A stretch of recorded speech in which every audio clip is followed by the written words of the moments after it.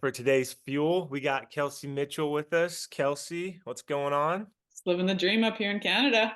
Nice. Canada, old Canada. Hey, yes, yes. Obviously, that's where we met, throwback. All right. So your name's Kelsey Mitchell. What's your sport? Track cycling. Track cycling. Okay. Now, don't know a ton about it other than all the stuff you post. There's not a position in track cycling, is there? No, there's like two disciplines. There's sprint and endurance, and I'm on the sprint side of it. So Nice. there's Got that three. power. Yeah, exactly. There's three events that are at the Olympics, and yeah, I do all three. Nice. Okay. Well, we said the Olympics. I did. Oh, okay. We'll get into that soon. All right. How tall are you? In inches, 5'9". What else would it be? Well, we do centimeters. Oh, that's right. Yeah. 174. It's like in feet, inches. Okay. Yes. Yes. Sorry. That's right. I forgot. Different metric systems. All right. 5'9". Um, This sport, cycling. Oh, what's the official term? Sorry. Track cycling. Track cycling. Okay. So for track cycling, did you do this in college? I did not. I actually joined when I was 24 years old. No. So what'd you do in college?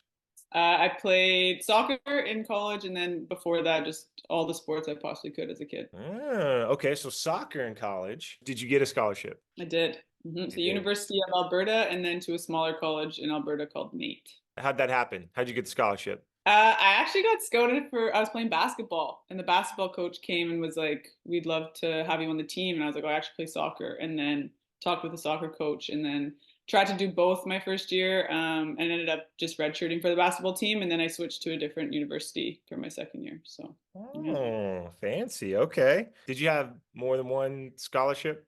Just the soccer one. You mean like per year? I don't know how it is. Sorry, I forgot. It's different. I'm sorry. Like, did you have more than one school interested in you? Oh, Like, I actually was debating coming down to the States. Like I wrote my SATs and I went and checked out a school in North Dakota. And I think I was like grade 11 at the time, and I was just too young and I wasn't ready to leave home, I think. And so ended up staying in Alberta. nice. And for those of you watching, grade 11 is 11th grade in high school. Uh, um, so probably pick North Dakota because it's cold like Canada, I'm assuming, not too far. So that was it just University of Alberta and North Dakota that were interested? Did you have other scholarships from different universities? There was a lot of girls I played with actually went down to the States and played down there. I can't remember what the school was called, so this isn't great. But there wasn't a whole lot. I had like committed early in 12th grade. What do we call it? 12. Yes, grade 12. Yeah.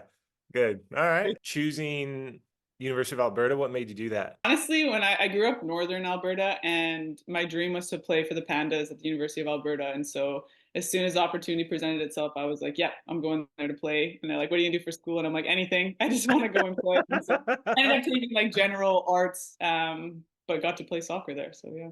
That's awesome. Mhm. So I gotta stop doing this. I'm always like, so You always notice it when you like watch it back. You're like, oh wow, I say that a lot. I know it drives me crazy. Thank you. Thankfully I can edit. Yeah. And this is tough because you're playing or you're doing track cycling now, but that's like you played this in college. But so for soccer, what was one of the hardest things about playing in soccer in college for you? Whoa. It's funny. I do like I've done quite a few podcasts and I've never done it about soccer. It's always been about track cycling Yeah. and like switching to that sport. And so I've never really been asked these questions about soccer because I love soccer. I love the team sport. I loved the camaraderie. I loved working together for like a common goal. I think probably the hardest part for me is like I actually lacked a lot of talent in soccer. Like I was a really good athlete and I worked really hard and I was like a good teammate, but like I couldn't dribble around 10 different people or like any technical drills I kind of struggled with. But I don't think it was a negative. I think I just loved everything about playing soccer at university, to be honest. Yeah. The student What athlete is the best. Yeah. yeah. What yeah, yeah. What position were you in soccer? I played outside back, so defense. Okay. Mm. Defender. I like it. Did you play pro on soccer? No, did not. Did you want to? Yeah. If I could have, if I was good enough, I would have loved to. I think my dream was to just be an athlete And so like that was my goal in life. And so if it was in soccer, amazing. If it was in something else, amazing too. Okay, I like the attitude. Hmm. When did you start playing soccer? Age 4. Age 4. That's the second or third time I've gotten that. How many sports did you play growing up? I played all of them. Like I like the common ones like basketball, soccer, volleyball, but then I did judo, ringette, gymnastics. I think I just had a lot of energy and my parents were like, let's burn that off for you. And so anything I could. And for the most part, I liked the team sports. Plays into why you chose to play soccer or stick it out with soccer. I think I just had the most success with it. Like I played it year round, where like the other sports were kind of just in high school or during the school season. What was your number? Number 9. 9. What's the significance behind that? I don't know. And as number 9, you're normally not defense on the field. Like that's more of like a striker. These are the rules. I don't make them. But I just always wanted to be 9. I think because everyone wanted it, and so that's what I wanted. Okay. All right. So as you played, whether it was high school, college, did you have a coach that you really liked? I liked all my coaches, to be honest. None really. There isn't one that stuck out. That sounds bad, but I had a lot of really good No. coaches. More, I had a strength conditioning coach that I really liked. Still in contact with him, and yeah, What is it? What are some traits that you liked about them? I think they just were very. Their traits were complemented my traits very well. Like they were able to push me and like keep it competitive, keep it fun, and like I just thrive in that environment. If I'm having fun and I'm working hard, like that's my jam, and they were able to create that environment for me. So kind of on the reverse of that, what are traits in coaches that you didn't like? Wow, these are good questions. I haven't been asked any sort of questions like, or yeah.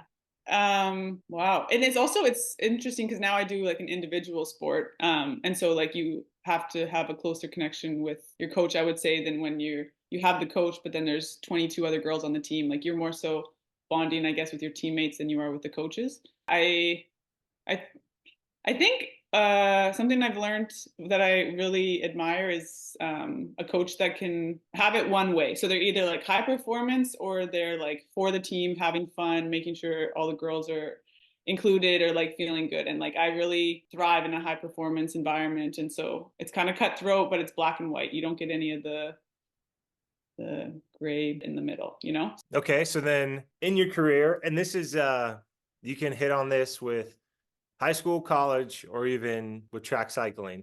But how did you learn to overcome adversity and failure throughout your career? Just some of the adversity, some of your setbacks. Did you, and since you're currently playing, how have you been able to overcome that? There was like a turning point in my athletic career in my last season of soccer at university. And it was like second game in, I fell and I broke my collarbone. And I was out for what they thought would be the rest of the season, but I was able to like make it back in time. But I remember like in that moment, when I wasn't able to train, I wasn't able to play. And I was just like, all I wanted to do was play and train again and run. I was like, I just want to get fit again. Like I miss that. And I think it like taught me to not take being healthy and being able to train for granted. And so it's kind of a turning point where I was like, if I get back in time and if I'm able to compete again, like I'm going to be the best I can possibly be. I'm not going to be going out on the weekends. I'm not going to be eating the bad food. Like, let's go all in, like not take it for granted and see what can happen. And that kind of carried me through to the next sport that I tried with track cycling. And then that was the attitude I had, and it brought me all the way to the Olympics and then an Olympic gold. And so I've just tried to hold on to that. And anytime I get injured now or I'm not able to train, I like am reminded of like during COVID when we couldn't go onto the track or like a lot of things were shut down. I remember coming back finally. I'm like, I'm not taking this for granted again. Like I'm lucky to be able to train every day. And so that was kind of like a moment where I learned a lot and grew a lot earlier on in my career. And then recently, in the past year, I've had a tough go. Just body's getting older, and yeah, training was just taking more out of me, and so I had to kind of learn having more balance and like rest and like the keeping that a priority as well as like listening to my body and not just pedal to the metal like go go go, which is what I had done leading up to this point. And so yeah, I mean I'm constantly growing and learning, and I'm 30, so getting older but still Hey, learning. Yeah, yeah, and you're still doing it at 32. yeah, That's yeah. awesome. Yeah. So this kind of goes into what you were saying earlier, talking about some traits and coaches that you did, or some traits about coaches you didn't like. Did you ever have a coach that you felt like wasn't on your side? Mm, Yes. Okay. That's a yes. Okay. A lot of kids out there. I mean, remember too, this is like the whole point of this, we're trying to give good resources for youth athletes. So seniors, or sorry, grade 12 and down, this is like Mhm. insight for them. So they might be dealing with it now, or something that if they're playing on at the next level, or the next year, or a new team, they might run into a coach that they don't feel is on their side. In your experience, how did you handle that? I mean, I think I had to kind of go through it to learn. Like, I'm definitely people can warn me or prepare me or tell me how to handle things, but I think I need to kind of go through the ups and downs of it and experience it for myself. And so, people had told me focus on yourself and what you can control. And I think I just was focusing on other people a little too much, or what the coach was thinking or saying. When at the end of the day, you can only control what you do and how you respond to certain things, and like, own that and hold on to that. Like, that's yours. You control how you react. You can control what you do, and yeah, you just got to remind yourself of that. And so, yeah, I've had some ups and downs with coaches for sure. I like to say I'm very coachable, and like that's kind of been the response in my career, but not everyone might view me that way. And so, yeah, just focused on myself, control what I can, and like at the end of the day, everyone wants you to have success, because if you have success, they have success as well. And so, um, know that at the end of the day, people want the best for you, but it's your career and you got to own it. And your decision, whether someone helped guide you or not, you're gonna have to live with it. And so, do kind of what's best for you and for your team, and yeah, do it for you. I think would kind of be my bottom line. Okay. Mhm. Nice. Mhm. Okay, going back to memories, what was one of your favorite memories from high school? And it could be related to your sport or just in general. High school was so long ago. I know, 30. Whew. Whoa, high school. I loved high school. It was a good time. I think just playing all the sports after school, and then like having the gymnasium full with like your classmates watching you play, and like looking back, I'm like, I was not good at basketball, or like this was not this volleyball game. Sports in the US is completely different than sports in Canada. I don't know Yeah. if I'll tell you that much, but yeah, just all the team sports I played, I think, with my friends, and then yeah, that time together. Okay. What about college? What was a favorite memory from college? Probably the road trips, the bus trips, any travel days, time spent with the team. Um, yeah, it was never. I mean, school is great. School's good, but it was always like involved in sport. Uh, Hey, and you don't people, have to be politically correct here. Whatever your okay, favorite, good. just travel is travel.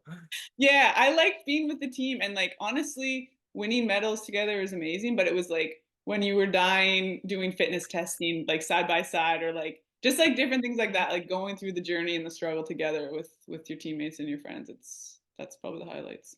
Now, what about currently? What has been, since you started your professional career as a track cyclist, what has been one of your favorite memories from this? Traveling around, not like the flying. Flying's not great, but seeing different parts of the world, meeting different riders from different countries, seeing how they train or how they live or how they go about their days have been very interesting. But again, it's I love the daily grind. I love my routine. I love training. I love the sport I do now. It like measures everything. So you're measuring your speed or your power, or your the watts you're doing, and so like I'm constantly competing with myself in previous numbers, and it's just like I just love that part of it. I love the grind. Racing's fun too. I'm living my dream. I can't pick one thing. It's just all been such an Yeah. amazing experience. So, with that, in high school, college, and even now, what do you think that's one thing that has helped lead to your success in soccer and in track cycling? Just all these things that you're doing. Obviously, you started at 24, which is, I'm assuming, late for track cyclists, and Mhm. you've had success at it. What do you think has a reason for your success? The joy that I have doing what I do.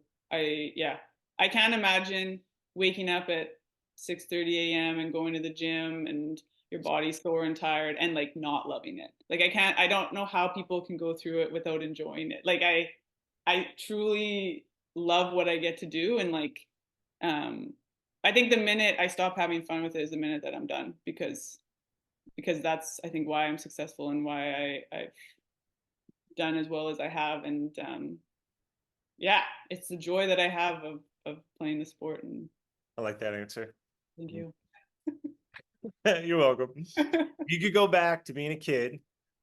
What's something that you would not have done? I think any injuries, I think I kind of rehabbed too quickly or came back a little too quickly. Like when you're 15, 16, you're like, I can't miss the next game. It's like, Yeah. well, no, you probably can miss the next game and it'll benefit you in the long run. And I think I rushed back um, and probably pushed through a little more pain and like discomfort than I needed to, would probably be something I may have changed.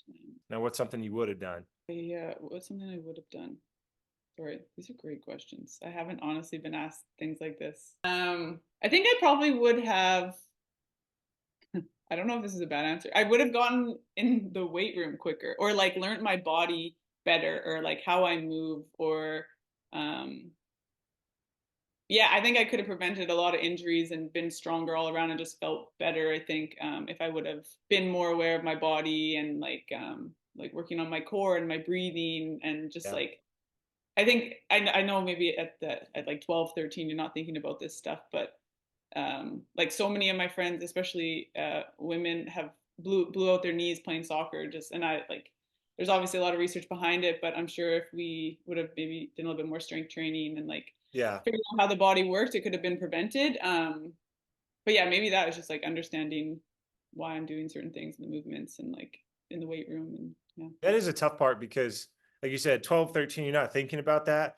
But there's also a reason why not everyone's a number one draft pick, or not everyone goes and plays at a top tier university or college, or plays professionally. And it's not that you have to sacrifice all those other things of being a kid, but Mhm. you really have to want it. And that's a really good point, because now it's almost the reverse. Like when you're young, you feel like invincible, you can do whatever. And then as you get older, you start taking care of your body more and Yeah, realizing like, oh, I can make my career longer if I take care of my body. So if you can yeah, start that younger, you have a step ahead. So 100%, nice, 100%. good answers. Good Thank answers. you. All right. Now, if you could go back, but if you could go back to being a kid, knowing everything you know now, and you could choose a different sport, what would you pick? I think I would have. I think hockey Hockey. because they just started a women's league in Canada and it is blowing up and it looks amazing and like to play in Canada and like having people come and watch and like support you would be pretty cool. And I like skating and I like going to the outdoor rink, but I've just never played hockey. So probably yeah. Never too late. You can still join. Hey, I know. All right, hockey. Ooh, okay. Now here's a tough one. Here's a tough one. Do you think youth athletes should be in a serious relationship? I think it really, really depends on the person.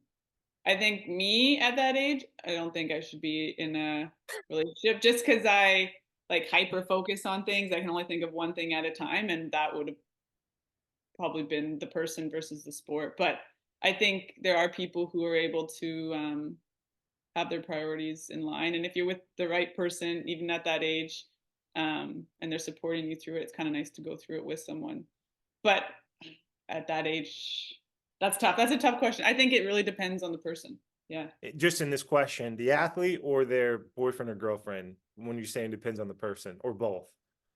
Both, I guess. I more so meant the athlete. Okay, okay. Yeah. That's Yeah. a good answer. Okay. Did you ever have a major injury in high school? Yeah, really early on in high school, I broke my tib, fib, and growth plate. Just snapped my leg. Yeah. From kicking the ball so hard? Yeah. No, it was like a weird angle and someone stepped and it was like, and then Uh, it's like that. Yeah. you felt you came back from that stronger, better, weaker, worse? Um, I came back the same, Not I the would say, same? which is not bad. Yeah. I'd Okay. say the What same about in thing. college? A serious injury in college? Yeah, it was a tough one. I partially tore my Achilles. Oh, So that one just like lingered for a long time and like wouldn't heal and it was really annoying. you didn't have to get surgery? No, because it partially tore. It didn't tear completely. Oh, okay. I Yeah. guess I never thought about that, but it just heals on its own. Just gotta get Yeah. Yeah. it. All right. No. I tried a bunch like ultrasound, PRP Oh injection, like yeah. everything, and that it just I had to give it time, which is like the hardest thing to do because like you can still play and push through it, Yeah. but like the best thing to do is to stop and let it heal. So Yeah. Okay. Huh. And for those of you who don't know what PRP is, do you remember? platelet rich plasma injection. Oh, oh, nice. Yeah. And what does that mean? Sorry, that's what I was going for. They spin your blood and then they take out the platelets and inject it into where you're injured, and it's Yep. supposed to help promote healing. Yeah, that's what I got that in my shoulder too. They spin it really fast, separate the red and white blood cells, and like you said, inject them back in. And the needle to inject it in, it is like as thick as my finger. It is so, and it's long.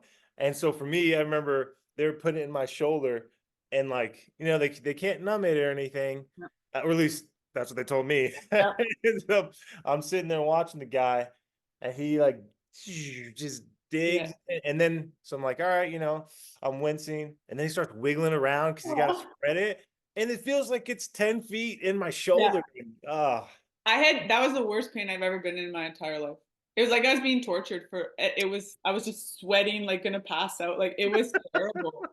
Yeah. So I understand. Yeah. brutal. But what's cool about it is, at least what I liked about it, is it wasn't, there was no like I had a controversial thing happen in college. Everyone thought I was against medicine because I didn't want to take like pain shots, cortisone shots, stuff like that. But what I liked about it is it was just your own body. So it was your blood, they spun it and they put it back in. And so, but it's a really good way it helps the healing. And I feel like it helped me.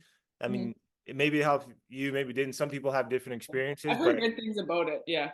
yeah, Mhm. and it's a good alternative or a good thing to try before you really start thinking, okay, I've got a big match coming up or a big game and I want to be able to play. And you're thinking, I don't want to have to take a cortisone shot or something else. Maybe let's give this a try. But Mhm. man, and Mhm. the Achilles, whew. Oh yeah, it was bad. It was bad. And yeah, Oh, no freezing. So yeah, I oh, understand. thanks. So what's a piece of advice you would give to younger athletes now? Trust your gut. Trust your gut. I like Period. that. Trust your gut. Yeah. It's Period. usually right. Okay. Yeah. All right, end period. End of the answer. All right. What would you tell a kid who is trying to decide which college that they want to play at or university? I think any kind of decision like that, there's just like so many external noises. Like you want to make your parents proud, maybe you have a significant other and you don't want to leave them. And like, I think you just need to make sure you do whatever your decision is, you do it for you. And like you look back and you have no regrets at the end of the day. Like that would be, if you're doing it for you, you can't really regret it, I feel like. And so that would kind of be my advice for that. What do you think the most important thing to do is as a young athlete? I don't know if everyone would agree with this, but I'd say Hold play to on. Did I say, what do you think everyone thinks? No. I said, what do you think? Okay, what I think is play a variety of sports. Like you don't have to play all the sports and be fully 100% all of them, but like moving your body in different ways is very healthy, and you'll benefit a lot, I think, in the sport that you end up going with as you're older. So, Okay. first key question, what advice would you give parents who are wanting to raise a superstar? Probably help guide them, but don't push them. I Mm, guess would kind of be my advice. Like present them with opportunities, but then kind of support what they think and what they decide. Because if you're forcing your kid to go to the 6 a.m. hockey practice every single day and they're hating it, they're never going to last in the sport. And yeah. so, yeah, just try and be as supportive as you can and open to what they're thinking if they want to try a new sport. And Second question, how can youth athletes better balance everything they have going on in life between like school, sports, home life, relationships, a job that they have? We've got all these things going on. How do you recommend them better balancing their life? worst person to ask because I can do one thing at a time. Figure out what your priority is, and at that age, it's like school is important, and so that's tough. Yeah. Figure out what your priorities are. I don't think you can do it all. I don't think you can have amazing grades, be amazing in sports, have the best social life. Yeah. Like it's tough, and so some things are gonna have to suffer because of it. But make sure you have your priorities straight, and what should be going well is kind of where you're putting your energy. Third key question, what are some ways that youth athletes can get noticed by schools and universities if they want to play at the collegiate level? Yeah. See, it's so different in the States versus Canada. Yeah. Mm. What are some ways that you think? For those shout out in Canada, baby. CA. Woo! Woo! Woo! It's probably different now too, is the thing. Like, I mean, this is a generalized thing, but take any opportunity you have. If there's a camp or something, there's going to be a coach or a scout there, and you can go and attend and just introduce yourself to them, make yourself known, and then represent. Yeah, I think any opportunity, kind of take it, and nothing. Every opportunity is a chance for you to like go and like show yourself, meet new people, Yeah. and like don't be shy. Like, oh yeah, you're the youngest one there, you're the smallest one there. Like, it doesn't matter. Just get out there and see what happens. Nothing bad can come from it if you're going out there and giving your best. If you're going to learn so much from that experience. So I don't know about like scouting and like how to get noticed, but I think if an opportunity is there, go all in for it. Number 4, do you think that youth athletes, if possible, should have a meal plan or diet that they stick to? In an ideal world, yeah. I think you can train harder than anyone else, and you can show up early to training and like do everything right and take care of your body at training, but it's like all the little things that add up. Like, are you fueling properly after training? Are you getting enough protein in? Are you getting the carbs in, the electrolytes, the drinks? Yeah, exactly. It's like those things add up and those things matter, and those can be the difference between making a team or not. And so even if you don't have the money to like have a dietitian or nutritionist like give you a meal plan, like Google is a magical thing. Like, do Yeah. some research, read some books, figure out what you should kind of be eating, and like ask the right people, I think, is, yeah. And the 5th key question was, you touched on it earlier, would you recommend playing multiple sports? So obviously you would. You said it earlier. And you talked about you just learned so many different things from different sports that pretty much sum it up. Yeah, I think physically and mentally, you play different sports, you interact with different people, different sports systems.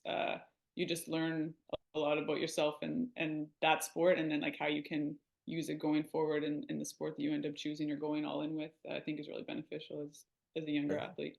It's 3rd segment of our podcast, and you actually did this for the Olympic team. It was I don't know what you guys call them, but these are rapid fire questions, so they give you like 2 options. Mm-hmm. So just quick as you can. Here we go. Grape or purple? Great. Michael Jordan or LeBron James? Jordan. Jordan or Kobe Bryant? Kobe.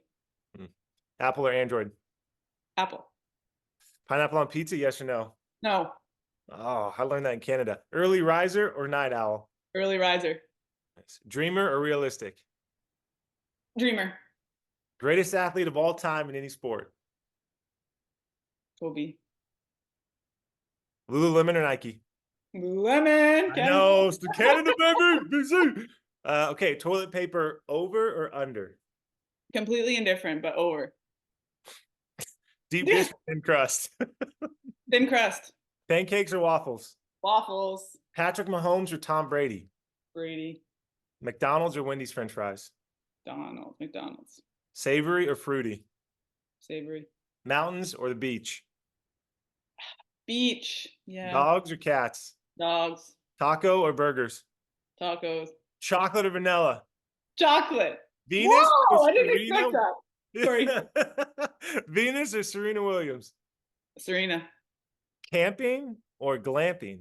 Camping. And superhero or supervillain? Superhero. Not a girl. Okay. Well, that was it. I really appreciate you being on the podcast today. It's been fun.